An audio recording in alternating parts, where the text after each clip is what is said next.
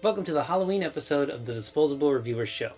I'm the Disposable Reviewer, if you couldn't tell, and this is my co-host Manni-kin. I'm so excited, Manni-kin, it's our first holiday episode. Yeah, I see the excitement on your face too, buddy. Get that spooky title card ready because it's time to boot it up.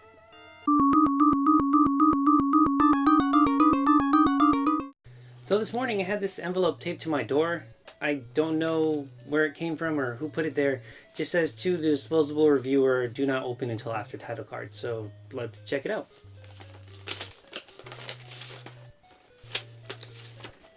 Hello, Disposable Reviewer. I have taken the intern and your 2 executive producers. If you don't wish to see them dead, you must review Splatterhouse 3. But I don't want to review Splatterhouse 3. I mean, I already picked out a game for this episode. Like, you know how much effort it's going to take to go back and play a new game and rewrite the script? I don't really have time for that. Oh, there's more. Also, I took your favorite paperclip, so you know I'm serious. Signed, the evil one. They took Mr. Winkles. They took Mr. Winkles! That is my favorite paperclip. Like, of all time. He even has a name. Do you name your paperclips? I didn't think so. Except for you, weirdo Steve. Fine. I'll play Splatterhouse. I don't like scary games. I don't like scary anything. That's why this Halloween episode is supposed to not be scary, but I guess I'm kind of stuck playing Splatterhouse if I want to save Mr. Winkles. And, I mean, I guess the other 3 or 2, whoever they took, I don't remember. D-Rev. Who said that? You want to save those that are important to you, right? I can help you. All you have to do is listen to me. Just think of me as a friend. Well, it'd certainly be a lot easier to trust you if I knew who you were. In time, D-Rev. I'll watch over you as you review the game. You know you can't do it without me. I guess you're right. Splatterhouse 3 for the Sega Genesis, which was released in 1993, was just too scary for me. Alright, I'll take your help. I mean, sure, I have Manni-kin here, but he's beyond the concept of fear. He doesn't understand the struggle. Excellent. How about we get started on that cover then? Oh, you know this game is going to be scary based on the bloody dripping title. That's the universal sign for scary. Check out that rating though. Mature audiences of 13 or older? You know this game's legit. Looking at this cover, I don't know if I should be afraid of that monster or the other monster. Let's just get to the game. Leaving the game idle gets you a weird floating red gem in the middle of the screen with creepy music playing. And suddenly, floating, groaning heads. The intro is actually pretty well made, with full motion video and creepy imagery. I can do without the flashing, but other than that, I got no complaints with it. In this game you play as Rick, who gets super strength from the Terror Mask. In the first Splatterhouse, Rick and his girlfriend end up in West Mansion, also known as Splatterhouse. His girlfriend gets taken and Rick gets tossed in a dungeon. Rick then gets possessed by the Terror Mask. At the end of the first game, Jennifer, Rick's girlfriend, dies and Rick destroys the Splatterhouse. In part 2, the Terror Mask, which speaks to Rick, tells him that Jennifer doesn't have to die and that Rick would need to use the mask in order to save her, which he does. This brings us to Splatterhouse 3. Rick and Jennifer now have a son named David. Together they all live in a mansion, which you figure seems like bad foresight, seeing as the other 2 games took place in mansions. One night, while Rick goes outside, monsters suddenly take over the mansion. Jennifer and David are still inside and hide away from all the monsters. It is up to Rick, with the power of the Terror Mask, to save them. Once you start the game, the Terror Mask will greet you and give you advice on how to play. If you wander aimlessly, you will surely fail in your quest. After completing a room, press the start button to reveal a map of the current floor.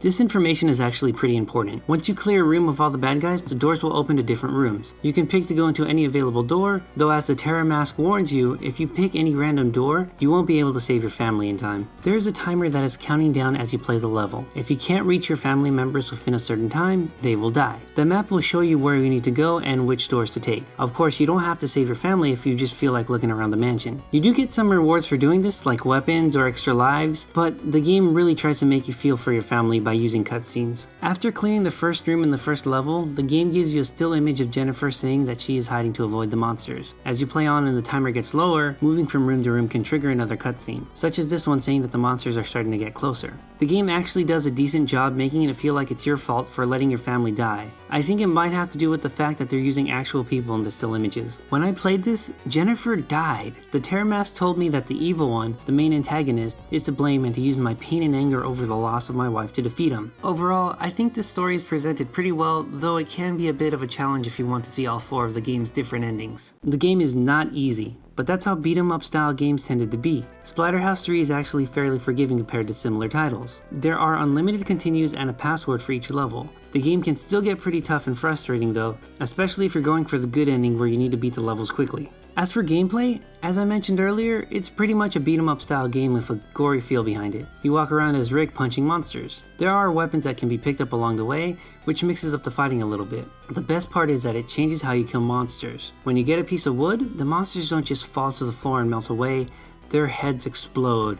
Or splat, I guess, which is perfect for the gruesomeness that this game is going for. The downside is that the weapons are way too easy to lose. Getting knocked down will cause you to drop your weapon. This triggers a ghost to come in and steal the weapon while you're on the floor. It's not impossible to get the weapon back once you're knocked down, but oftentimes you are stunned and it just takes too long to get up and grab the weapon before the ghost takes it. You can also grab enemies to do various things to them, but if you want to get the best ending, you're gonna need to learn the special attack. Rick spins around kicking everything surrounding him. This move is kind of overpowered since it clears the enemies around you, does the most damage than any other attack when you're not powered up, and makes Rick invincible while it's being used. It doesn't even use up any health, which means you'll probably be like me and abuse the hell out of it. But even that might not be enough to get through this game. Thanks to the Terramask, Rick can transform by picking up blue orbs that fill up his power meter. Once transformed, Rick's shirt rips off due to gaining so much muscle. My favorite part of the whole thing is that once he runs out of power, Rick's shirt actually grows back together. I'm just really glad his pants stayed on. Once powered up, Rick's attack do more damage. However, at the cost of more power, Rick loses some speed, making it a bit easier to interrupt him in the middle of a combo, which can be a bit frustrating, especially with certain enemies. To make up for that, Rick takes a lot less damage when he's hit, which can save you in a tight spot when you're on your last life and running low on health. But even with the defensive boost, the enemies can still be pretty strong. Take this red Slimer ripoff for example. One attack from him does half, if not more, of Rick's life bar in damage. 2 hits from this guy and Rick dies. Now as Monster Rick, he does a 4th of the damage, which is a bit more bearable. Odds are you'll need a power up to beat these guys, but if you want to go to the boss with a full power bar, you're just gonna have to do your best not to get hit. But at least there are some enemies that can lend you a hand, like this guy over here. The bosses are decent. They look creepy, though some are weird. You fight a human-sized teddy bear. Yeah, a teddy bear. It does transform into a terrifying thing. The jerk even taunts Rick. I say that they are decent because they don't really feel special or unique, except for the teddy bear. The evil one is kinda cool, but once you figure out the pattern, it's rather easy. The music is actually pretty good. The levels maintain a hint of creepiness, but they're able to be upbeat to fit the carnage that's going on. The music used for the cutscenes is the perfect level of creepiness, which is what this game is going for. The creepy, gory kind of feel. It goes with the visuals of the game too, and those are great.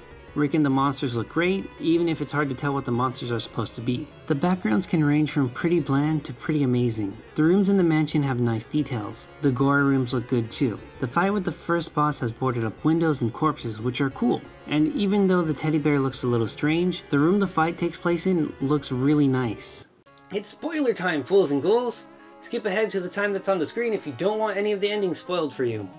Manni-kin, put up that spoiler. Alright. Let's do this. So it turns out that Rick's son David is the key to unlocking the Dark Stone, which the evil one will use to rule the world. Whether or not Rick saved anyone in his family, he will confront the evil one in a fight. Once the evil one is defeated, the Terramask congratulates Rick and tells him that he will now rule the world. I don't know if this was all staged by the Terramask so it can take the Dark Stone for itself, or if it just sprung on the opportunity once it presented itself. But Rick has been betrayed. The last stage is just a boss fight with the Terramask, which is kinda confusing because Rick is still wearing the Terramask and it will revive him if he dies, but he's still fighting it? It doesn't make a lot of sense. The 4 endings are all mediocre. The cutscenes within the levels are handled a lot better. My favorite ending was where Jennifer died and David lived. The Terramask says that as long as humans are suffering, it will continue to exist, basically telling Rick that since his wife died, the mask will never leave him. The monsters all leave the mansion, leaving Rick and his son alone. David then asks, "Daddy, where's Mommy?" It's actually fairly sad and it makes the player feel guilty for letting Jennifer die. So to recap, this game has a decent story that's presented very well through its cutscenes. The gameplay is pretty solid, though it can be tough at times. But I'm willing to forgive it because that's how beat 'em up style games are. The music and the visuals in this game are great.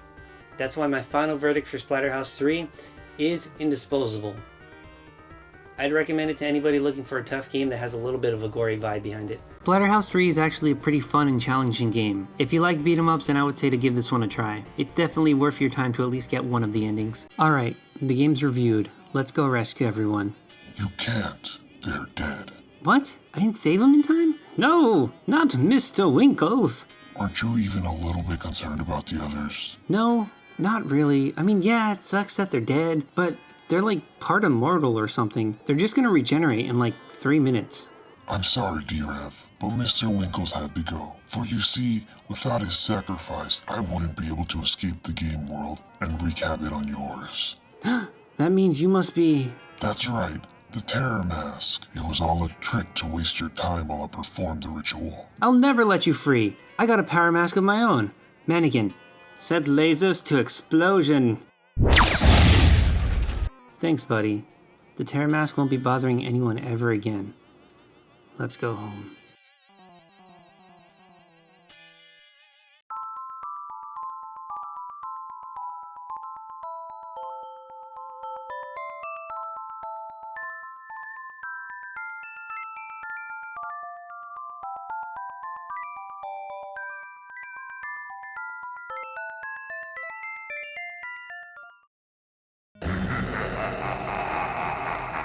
Happy Halloween.